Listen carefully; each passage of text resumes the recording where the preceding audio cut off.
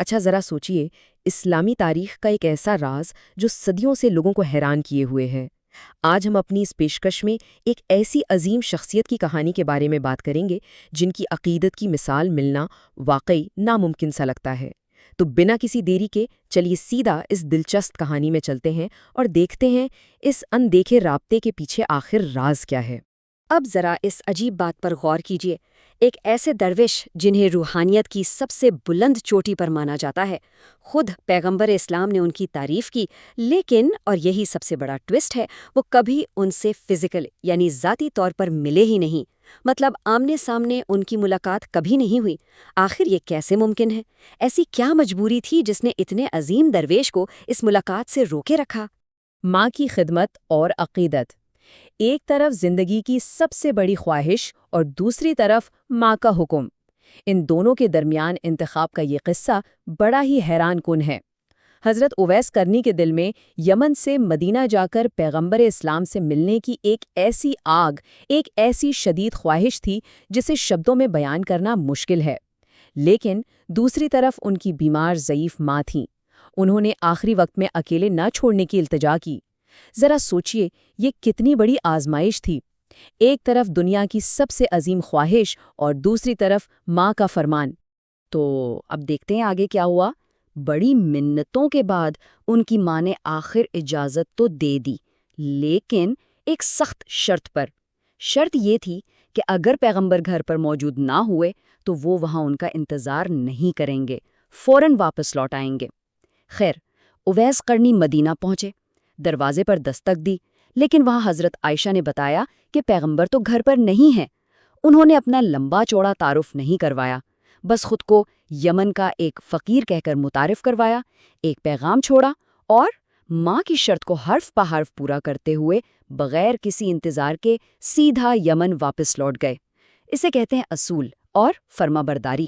اس کے بعد جو ہوا وہ واقعی رونگٹے کھڑے کر دینے والا لمحہ ہے۔ جب پیغمبر اسلام واپس تشریف لائے تو گھر آتے ہی انہوں نے فرمایا کہ مجھے یمن سے کسی دوست کی خوشبو آ رہی ہے، سوچئے ذرا۔ اور جب انہیں بتایا گیا کہ ایک درویش آئے تھے پر ماں کے حکم کی وجہ سے فوراً واپس چلے گئے، تو پیغمبر کی آنکھوں میں آنسو آ گئے۔ یہ آنسو کوئی عام آنسو نہیں تھے، بلکہ اس عظیم قربانی کے اعتراف میں تھے جو اویس کرنی نے اپنی ماں کی خاطر دی تھی۔ اب یہاں ایک ایسی بات ہے جو سچ میں دل کو لگتی ہے۔ امام اہل سنت نے اس پورے واقعے سے ایک بہت بڑا سبق نکالا ہے۔ دیکھیں، اگر ایک طرف 100 جی ہاں 100 اولیاء اکٹھے ہو کر کسی کے لیے دعا کر رہے ہوں، لیکن دوسری طرف اس شخص کے والدین اس سے ناراض ہوں، تو ان 100 والیوں کی دعائیں بے اثر ہو جاتی ہیں۔ مطلب والدین کی خوشی اور فرما برداری کے سامنے ہر چیز چھوٹی ہے۔ حقیقی قبولیت انہی کی رضا میں چھپی ہے۔ شہرت سے دور ایک زندگی اور دنیاوی پہچان کو مسترد کرنا۔ آج کے زمانے کو دیکھیں، جہاں ہر کوئی تصویروں، پوسٹروں اور تھوڑی سی پبلک اٹینشن کے پیچھے بھاگ رہا ہے۔ لیکن اویس کرنی کا طرز زندگی اس کے بالکل الٹ تھا۔ انہوں نے بالکل جان بوجھ کر شہرت، پہچان اور عوامی تعریفوں سے خود کو کوسوں دور رکھا۔ وہ واقعی سوسائٹی کی چکا چوند سے غائب رہنا چاہتے تھے۔ اگر ہم ان کی روزمرہ کی زندگی کی بات کریں تو وہ اس قدر سادہ تھیں کہ سن کر حیرت ہوتی ہے۔ لوگ جو کچرے میں چھلکے پھینک دیتے وہ انہیں جمع کرتے، دھوتے اور کھا لیتے۔ پہننے کے لیے جو کپڑوں کے چھترے یا ٹکڑے ملتے انہیں سی کر اپنا لباس بنا لیتے۔ انہیں کوئی پکا ہوا کھانا دیتا تو صاف انکار کر دیتے۔ اور ان کا انداز تو دیکھیں، جب دنیا روتی تھی تو وہ ہنستے تھے، اور جب لوگ خوش ہوتے یا ہنستے تو وہ روتے تھے۔ ان عجیب اور شدید عادات کی وجہ سے اس وقت معاشرے نے انہیں بالکل پاگل یا دیوانہ ہی سمجھ لیا تھا۔ اس بے لوث اور گمنام عقیدت کو سمجھنے کے لیے بابا بلے شاہ کی یہ لائن بالکل پرفیکٹلی فٹ بیٹھتی ہیں۔ چلو وہاں چلیں جہاں کوئی ہماری ذات نہ پہچانے اور کوئی ہمیں نہ مانے۔ یہ اشعار اویس کرنی کی اس گہری سوچ کو بالکل صحیح طرح ڈیفائن کرتے ہیں۔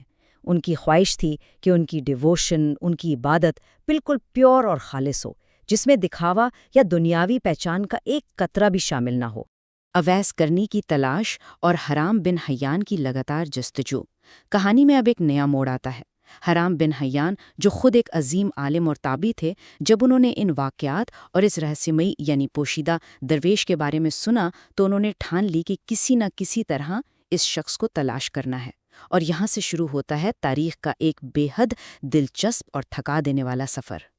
اور یہ تلاش کوئی آسان نہیں تھی۔ حرم بن حیان پہلے یمن گئے، وہاں سے پتہ چلا کہ بھائی صاحب وہ تو کوفہ جا چکے ہیں۔ کوفہ پہنچے تو کسی نے بتایا کہ وہ حج کے لیے مکہ گئے ہوئے ہیں۔ مکہ میں بھی وہ بس آگے آگے ہی نکلتے رہے، پھر مدینہ گئے اور آخر میں جا کر کافی لمبا سفر کرنے کے بعد وہ انہیں نہر فرات کے کنارے تک ڈھونڈنے میں کامیاب ہوئے۔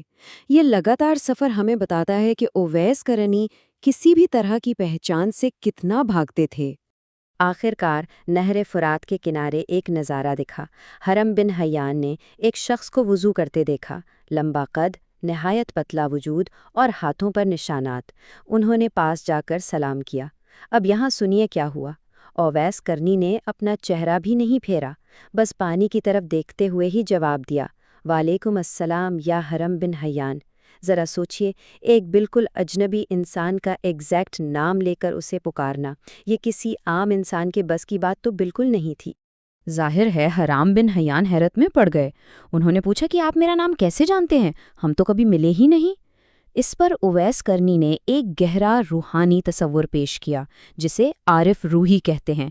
اس کا مطلب ہے کہ روحیں ایک دوسرے کو جانتی اور پہچانتی ہیں، بھلے ہی ان کے درمیان دنیا کا کتنا ہی فزیکل فاصلہ کیوں نہ ہو۔ اس ایک چھوٹی سی بات سے ان کی روحانی گہرائی کا اندازہ ہو جاتا ہے۔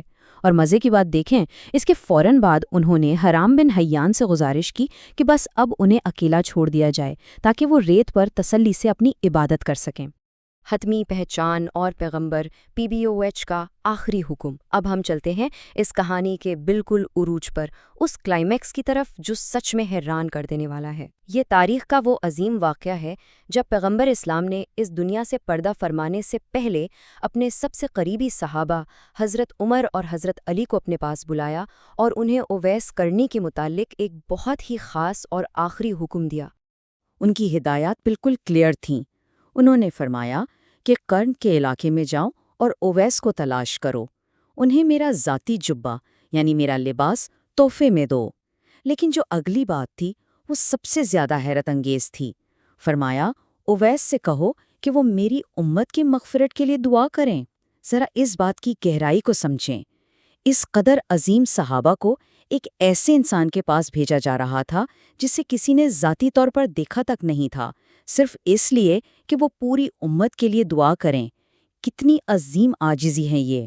جب حضرت عمر اور حضرت علی کسی طرح اویس کرنی کو تلاش کرنے میں کامیاب ہوئے اور انہیں وہ جبہ دیا تو اویس اسی وقت فوراً سجدے میں گر گئے۔ ایک روایت کے مطابق ان کی اس دعا کی برکت سے بنو کلب قبیلے کی بھیڑوں کے جسم پر موجود بالوں کی تعداد کے برابر لوگوں کو بخش دیا گیا۔ یہ مغفرت کا کوئی چھوٹا موٹا لیول نہیں تھا، یہ شفاعت کا ایک ناقابل تصور سکیل تھا۔ خیر، کہانی یہیں ختم نہیں ہوتی، یہاں ایک اور عظیم سسپینس آتا ہے۔